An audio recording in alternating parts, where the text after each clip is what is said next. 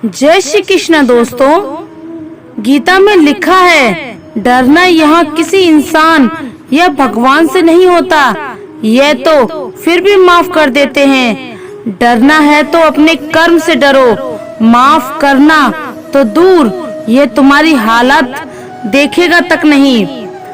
कब आकर ये तुम्हें सजा देगा कोई नहीं जानता। कर्म ही मुक्ति का स्वर्ग का नर्क का रास्ता है। जब आप कोई बुरा कार्य करते हो या कोई अच्छा कार्य करते हो और आपको लगता है कि कोई देख नहीं रहा है, लेकिन आप ये क्यों भूल जाते हैं कि आप जो कुछ भी कर रहे हैं, भगवान की दृष्टि हमेशा आप पर बनी रहती है। इसलिए आप ये ना समझें कि आप अकेले हैं, भगवान सदैव आपके साथ होते हैं। जो मनुष्य आध्यात्मिक जागरूकता के शिखर तक पहुंच चुका है, उसका मार्ग होता है निस्वार्थ कर्म, और जो भगवान के साथ संयोजित हो चुके हैं, उनका मार्ग है स्थिरता और शांति। आंखों में सपने कई हैं, दिलों में ख्वाहिशें नहीं हैं। एक बार आराम की जिंदगी छोड़कर तो देखो, जिंदगी की खूबसूरत महफिलें कई हैं। दोस्तों, शकुनी ने पांडवों को फंसाने के लिए जुए का आयोजन किया था, जिसके चलते पांडवों ने अपना सब कुछ दांव पर लगा दिया था और अंत में उन्होंने द्रौपदी को भी दांव पर लगा दिया था। यह बात सभी जानते हैं कि फिर क्या हुआ। तो जुए, सट्टे, षड्यंत्र से हमेशा दूर रहो। यह चीजें मनुष्य को बर्बाद कर देती हैं। ढोंग की जिंदगी से ढंग की जिंदगी कहीं बेहतर है। कभी कभी दिशा बदल कर भी देखनी चाहिए, क्योंकि हर जगह धैर्य रखना बेहतर तरीका नहीं हो सकता। एक बुद्धिमान व्यक्ति वह है जो दूसरों से तुलना किए बिना उनकी विशेषताओं से सीखता है। श्री कृष्ण कहते हैं, जो आपका है वह आपका ही रहेगा, चाहे उसे छीनने के लिए पूरा संसार ही क्यों ना अपनी पूरी ताकत झोंक दे। इसलिए जो जा रहा है उसे जाने दो। वह आज रुक भी गया तो कल चला ही जाएगा। टूट जाता है गरीबी में वह रिश्ता जो खास होता है। हजारों यार बनते हैं जब पैसा पास होता है। हमें समझना चाहिए कि जब हमें एक और मौका मिलता है तो वह एक अवसर है नए और सबसे अच्छे रास्ते की ओर बढ़ने का। अपनी पिछली गलतियों से सीखकर हमें नई दिशा में चलने की प्रेरणा मिलती है। यही जीवन का मतलब है, सीखना, उत्तरदायित्व देना और आगे बढ़ना। इसलिए धन्य होता है वह जो जीवन को एक और मौका देता है। लेकिन ध्यान रहे, हमें अपनी पिछली गलतियों को दोहराने की गलती कभी नहीं करनी चाहिए। इस बात को हमेशा याद रखें कि हमें सीखना है, ना कि गलतियों को दोहराना। कड़वा है मगर सच है, अपने कब पराये हो जाते हैं और कब पराये अपने बन जाते हैं, पता ही नहीं चलता। दूसरों की जिंदगी में झांकने से कुछ नहीं मिलने वाला, यकीन मानिए आपकी जिंदगी में भी ऐसा बहुत कुछ है जो इंतजार कर रहा है कि आप अपनी जिंदगी में झांकें। पूरी उम्र साथ रहने वाले को हम सफर नहीं कहते, हकदार वह है जो कदम से कदम मिलाकर चले। जीवन में मायने कई होंगे, इसमें अहमियत पैसों का भी कम नहीं होगा। पैसा कमाना तो बहुत है, मगर अपना सुकून और ईमान खोकर नहीं। कुछ चीजें अकड़ की से नहीं, बल्कि आत्मसम्मान के लिए छोड़नी चाहिए। परेशानी का कोई पैमाना नहीं होता। कुछ लोग तो यही सोचकर परेशान रहते हैं कि सामने वाला इतना खुश क्यों है। हम किसी के काबिल नहीं, इसलिए दूर रहने लगे हैं। जो हमारे बिना खुश हैं, हम उन्हें सताए नहीं। खुशियाँ ढूंढने से नहीं मिलेंगे, बल्कि दूसरों में खुशियां बांटने से मिलेंगी। इसलिए दूसरों में जितना खुशी बांटोगे, दिल भी उतना ही खुश रहेगा। श्री कृष्ण कहते हैं, अगर आपको स्मरण नहीं है कि गुच्छे की कौन सी चाबी ताले को खोल सकती है और आप लगातार ताले को खोलने का प्रयास करते रहते हैं, फिर भी वह ताला नहीं खुलता, तब अधिकतर लोग ऐसी परिस्थिति में अपनी आशा खो देते हैं।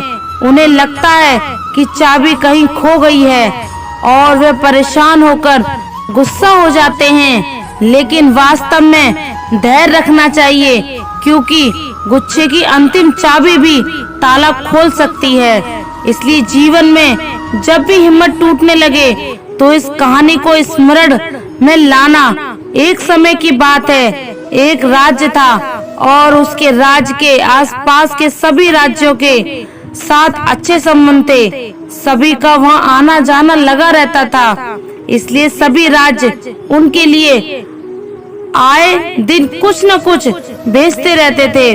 कभी आभूषण, तो कभी खाने का सामान, तो कभी वस्त्र आदि कुछ न कुछ हमेशा उस राज्य को भेंट देते ही रहते थे। एक दिन विदेशी मेहमान उसके दरबार में आया और जाते समय राजा के आतिथ्य से प्रसन्न होकर उसने उसे एक विशेष पत्थर भेंट किया। राजा को वह पत्थर बहुत ही पसंद आया। राजा ने अपने मंत्रियों को उस पत्थर से भगवान की एक मूर्ति बनाने का आदेश दिया। राजा उस पत्थर से बनी एक मूर्ति अपने राजमहल के मंदिर में स्थापित करना चाहता था। राजा की अनुमति पाकर मंत्री देश के सर्वश्रेष्ठ मूर्तिकार के पास गया, उसे पत्थर दिया और कहा कि इसका उपयोग भगवान की एक अच्छी मूर्ति बनाने में किया जाए। बदले में आपको जो चाहिए वह मिलेगा और 700 सोने की मोहर भी दी जाएंगी। यह सुनकर मूर्तिकार बहुत प्रसन्न हुआ। उसने अपना सारा सामान और औजार उठाए और काम करना शुरू कर दिया। उसने पत्थर पीटना शुरू कर दिया ताकि वह एक अच्छी मूर्ति बना सके। कई बार चोट मारने पर भी वह पत्थर नहीं टूटा। उसने उस पत्थर पर लगभग 50 चोटें मारी, पर वह पत्थर टूटा ही नहीं। अंत में एक चोट और मारकर वह, अब ये काम मुझसे नहीं होगा। अरे, जब इतनी चोट खाने के बाद भी यह पत्थर नहीं टूटा तो अब क्या खाक टूटेगा? उसने पत्थर मंत्री को लौटा दिया और कहा कि मुझे खेद है, लेकिन इसकी मूर्ति नहीं बनाई जा सकती। लेकिन वैसे भी मंत्री को मूर्ति बनवानी थी, क्योंकि यह राजा का आदेश था। पुजारी ने उसे पत्थर वापस कर दिया। वह इस पत्थर को लेकर पांडवों की दूसरे साधारण मूर्तिकार के पास गया। मूर्तिकार ने पत्थर पर प्रहार किया तो वह टुकड़े टुकड़े हो गए। जब पत्थर के टुकड़े टुकड़े हो गए तो वह उसकी मूर्ति बनाने लगा। संजय, तब उसका काम पूरा हो गया तो उसने मूर्ति मंत्री को दे दी। उसने बदले में उसे एक सोने की मोहर दी। अब वह मंत्री जाते जाते एक ही बात सोच रहा था कि अगर उस पहले वाले मूर्तिकार ने एक अंतिम प्रयास किया होता तो ये सोने की मोहर उसकी हो जाती। यह कहानी हमें ये बताती है कि कई बार हम कड़ी मेहनत तो करते हैं, लेकिन फिर भी काम पूरा नहीं कर पाते हैं। यह सोचकर कि अभी तक नहीं हुआ तो भविष्य में भी नहीं होगा, यह मेरे लिए नहीं हो सकता, यह सिर्फ मेरी नियत ही नहीं है। हाँ, मैं ये नहीं कह सकता, पर वास्तव में एक दिन धैर्य और रखे की जरूरत होती है। शायद जिस वक्त आप उस काम को त्याग रहे हो उसके अगले ही बार वह काम हो जाए और हम उसे त्याग देते हैं और हम अपने लक्ष्य और अपने सपनों को भी छोड़ देते हैं। दोस्तों, कुछ समय तक आपका काम नहीं हुआ, इसका मतलब ये नहीं कि आप रुक जाएं या हार मान लें, क्योंकि मेहनत करना आपका असर जरूर दिखाती है। किसी को जल्दी तो किसी को देर, पर असर दिखाती जरूर है। तो हारो मत, बस मेहनत करते रहो, नए नए तरीके ढूंढते रहो, जिससे आपका काम हो जाए, जिससे आपको आपके फल मिल जाएं, जिससे आप सफल हो जाएं। क्योंकि अगर आप रुक गए तो वह जो सोने की मोहर है ना, वह कोई और ले जाएगा। दोस्तों, अगर आप जीवन में कठिनाइयों का सामना कर रहे हैं तो चिंता ना करें, क्योंकि वह गुलाब की तरह हमारे साथ खेलना चाहता है। इसलिए हमें कांटों के साथ तालमेल बैठाने की कला सीखनी होगी। कमल को देखा है न, गंदगी में कितनी शान से लहराता है। इसे ही तो कहते हैं जीवन के साथ तालमेल की कला। मुस्कुराओ कि जिंदगी बहुत खूबसूरत है, और मुस्कुराने का कारण यही होना चाहिए कि ईश्वर हमसे प्रेम करता है।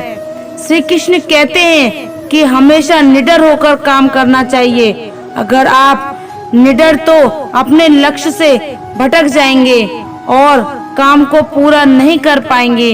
इसलिए डर कर नहीं, निडर कर बनकर अपने जीवन की समस्याओं का सामना करना चाहिए। बहुत सारे लोगों को अपने ऊपर भरोसा ही नहीं होता। वे हमेशा सोचते रहते हैं कि क्या मैं काम कर पाऊंगा।